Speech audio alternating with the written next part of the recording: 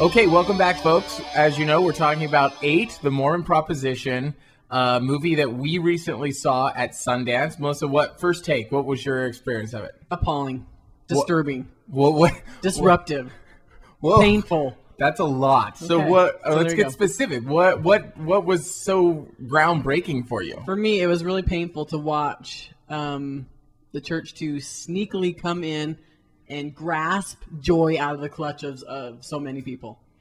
Okay, well, that's pretty specific. Okay, Yeah. Now, let's get clear. We're talking about the leaders of the Mormon Church. We're not talking about the members. Right. Because my experience is that the members who participated in the deception of the Proposition 8 campaign and that were suggested to volunteer by their leaders who chose to do that because it's a commandment if it's a suggestion from these leaders, they didn't know how they were being used.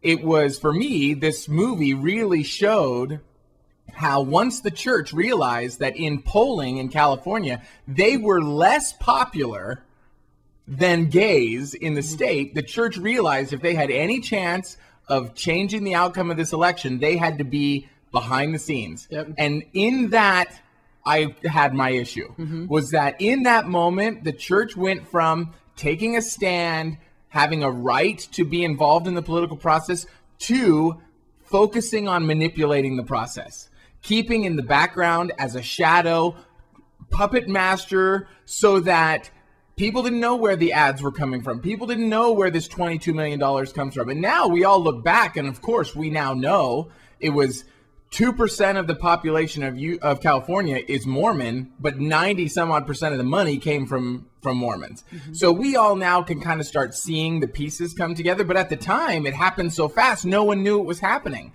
All of a sudden, these slick commercials were coming out, and this huge canvassing effort, and only after all the dust settled did anyone realize how the church had manipulated that situation. And my big issue with it is, look, family, friends, I've got people who are devout members of that church who have no idea, and worse, are unwilling to look at the fact that maybe, just maybe, their leaders did something less than integrous in this situation. So what of that, Melissa? What do we say to members of churches in general, not just Mormons, but members of churches who are unwilling to take a look, to step back and look at a bigger picture?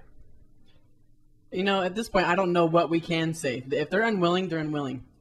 Only thing that's going to assist them is God. Okay.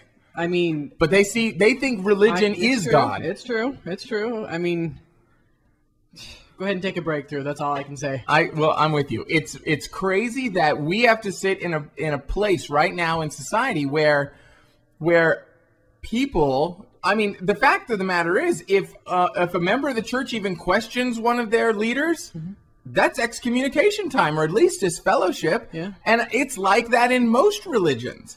You know, when the Catholics had their breakdown about pedophilia priests, and I'm sure Catholics were aware or at least suspected it and chose not to say anything because of the rules. And that's just the way religion rolls. So, folks, we'll be right back after this little break, and we'll continue this conversation in a moment.